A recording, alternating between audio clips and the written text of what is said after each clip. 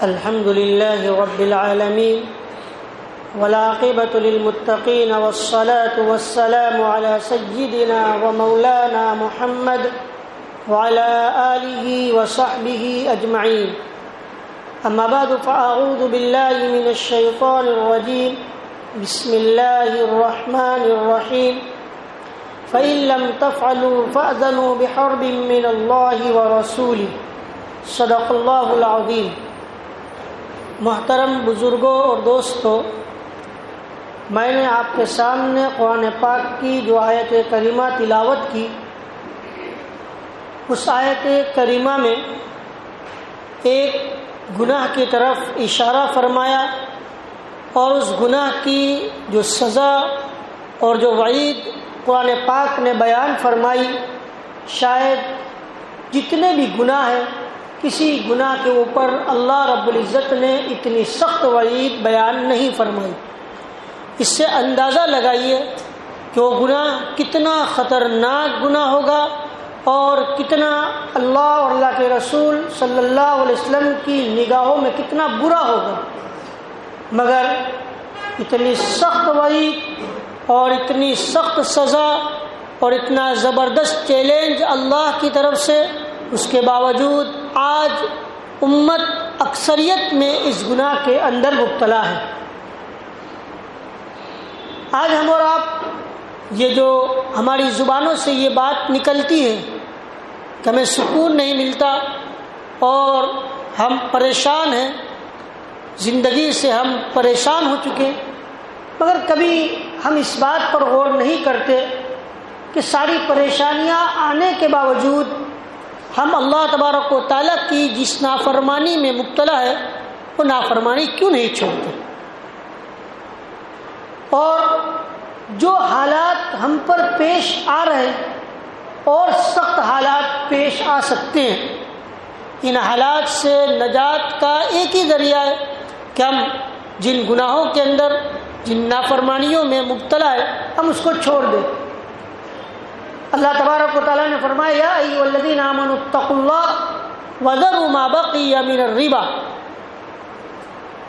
کہ ایمان والو تم اللہ تبارک و تعالیٰ سے ڈرو اور سود کو چھوڑ دو، انٹرسٹ. یہ اتنی خطرناک برائی اور اتنا خطرناک گناہ، مگر آج امت مال کی محبت میں اور بینک بیلنس کو بڑھانے میں اور اپنی دنیاوی اسباب و راحت کو پیدا کرنے کے لیے سود کے اندر اترتا چلا جا رہا ہے، اور وہ یہ سمجھتا ہے جب تک میں اپنی تجارت میں انٹرسٹ نہیں لوں گا وہاں تک میری تجارت بڑھ نہیں سکتی. یہ ہمارے ذہن میں گھس گیا، مگر ہم نے اتنی سخت چیلنج شاید قرآن پاک نے کسی گناہ کے اوپر نہیں کہی. اللہ تعالیٰ فرماتے چھوڑ دو، فَإِن لَّمْ تَفْعَلُوا، اور اگر تم نے نہیں چھوڑا، سودی لین دین کو نہیں چھوڑا، فَأْذَنُوا بِحَرْبٍ مِّنَ اللَّهِ وَرَسُولِهِ، تو پھر تمہیں اللہ اور اس کے رسول صلی اللہ علیہ وسلم کے ساتھ اعلان جنگ ہے. کون جنگ کا اعلان کر رہا ہے؟ اللہ رب العزت. ذرا بتائیے دنیا کے اندر کس کی طاقت ہے؟ کون کہہ سکتا ہے کہ میں اللہ سے مقابلہ کر سکتا ہوں؟ اور کون یہ بتا سکتا ہے کہ میرے اندر یہ طاقت ہے کہ میں اللہ کا مقابلہ کر لوں گا؟ اتنی بڑی ذات جس کے قبضہ یا قدرت میں سب کچھ ہے، وہ کہہ رہا ہے کہ اگر تم نے سودی لین دین نہیں چھوڑا تو تمہارے ساتھ اعلان جنگ. آج دنیا کے اندر جتنی پریشانی آ رہی ہے یہ اسی لعنت کی بنیاد پر ہے، اور جو انسان اس کے اندر مبتلا ہو گیا وہ گویا ایک پانی کے بھنور کے اندر آ جاتا ہے اور ایک کیچڑ کے اور دلدل کے اندر پھنس جاتا ہے کہ اس کا نکلنا اس کے لیے مشکل ہو جاتا ہے، اس لیے کہ ایک کے دو، دو کے چار اور زیادہ دکھتا ہے. حالانکہ اللہ تبارک و تعالیٰ فرماتے وما آتیتم من ربا لیربو فی اموال الناس فلا یربو من عند اللہ وما آتیتم من زکاۃ تریدون وجہ اللہ. یعنی جو انسان سودی لین دین میں مبتلا ہوگا اس کا مال کبھی بھی نہیں بڑھ سکتا. ہاں صحیح طریقے سے اللہ کے راستے میں خرچ کر رہا ہے، زکوٰۃ کے ذریعے، صدقہ و خیرات کے ذریعے، اس کے مال کے بڑھنے کے بارے میں تو اللہ تبارک و تعالیٰ نے قرآن پاک میں وعدہ فرمایا ہے۔ مگر سودی لین دین میں صاف اعلان ہے، جو ان اللہ هو الرزاق ذو القوۃ المتین، کہ جو رزاق ہے، جس کے قبضے قدرت میں رزق کے خزانے ہیں، جس کے قبضے قدرت میں سب کچھ ہے، وہ کہہ رہا ہے تم کتنا بھی سودی لین دین کر دو، تمہارا مال کبھی بڑھنے والا نہیں۔ اور ایک لعنت یہ ہے کہ جو انسان سودی لین دین میں مبتلا ہوتا ہے، سودی کاروبار میں مبتلا ہوتا ہے، وہ بخیل ہو جاتا ہے۔ حضرت حکیم الامت مولانا تھانوی رحمۃ اللہ علیہ کا ملفوظ ہے کہ جو انسان جتنا سودی لین دین میں پڑے گا اتنا ہی وہ بخیل ہوتا چلا جائے گا۔ مال کی محبت اتنی بڑھے گی کہ جب کوئی بھی کام کرے گا تو پرسنٹیج دیکھے گا کہ اتنے ٹکے والی ہے، اتنا ہے، مال خرچ کر ہی نہیں سکے گا، اور مال کا خرچ کرنا اس کے لیے بڑا دشوار ہو جائے گا۔ اس لیے اتنی خطرناک لعنت اور اتنی خطرناک برائی ہے۔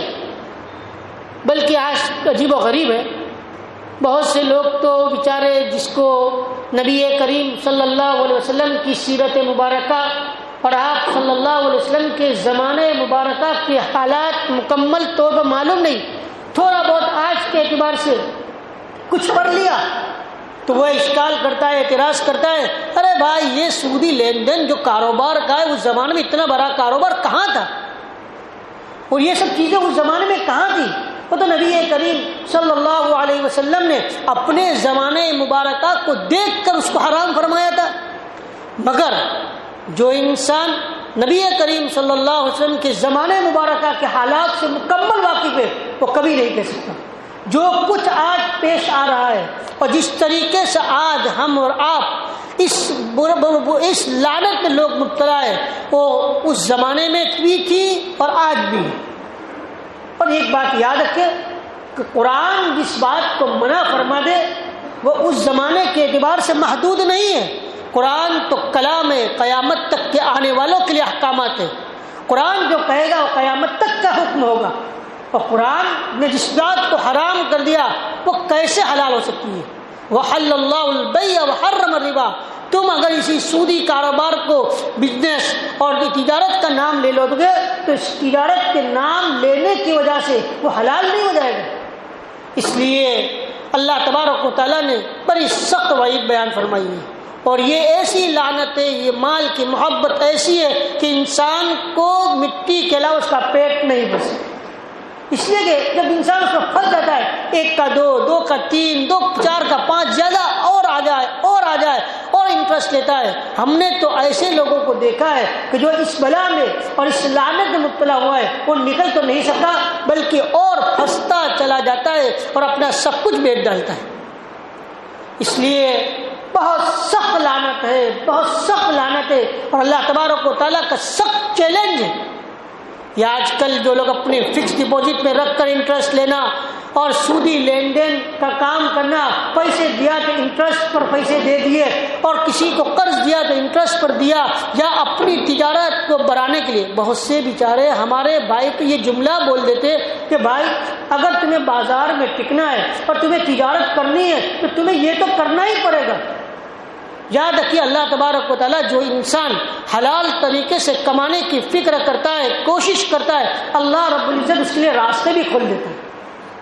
اس کے لیے ایسے ایسے راستے کھل جاتے ہیں اس تاجر کے لیے کہ بڑے بڑے سودے اس کے لیے آسان ہو جاتے ہیں، کیونکہ اللہ نے صاف وعدہ فرمایا وَمَن يَتَّقِ اللَّهَ يَجْعَلْ لَهُ مَخْرَجًا۔ جو اللہ سے ڈرتا ہے اللہ اس کے لیے راستے پیدا فرما دیتے ہیں، راستے نکلتے چلے جاتے ہیں۔ مگر جو نہ چاہے اور جو اس کے اندر پھنس گیا اور اس لعنت کے اندر مبتلا ہو گیا اور وہ نکلنے کی فکر نہ کرے، اصل بات یہ ہے کہ ہمیں اللہ تبارک و تعالیٰ کے اس بات پر یقین نہیں، اور نبی کریم صلی اللہ علیہ وسلم اس فرمان پر یقین نہیں۔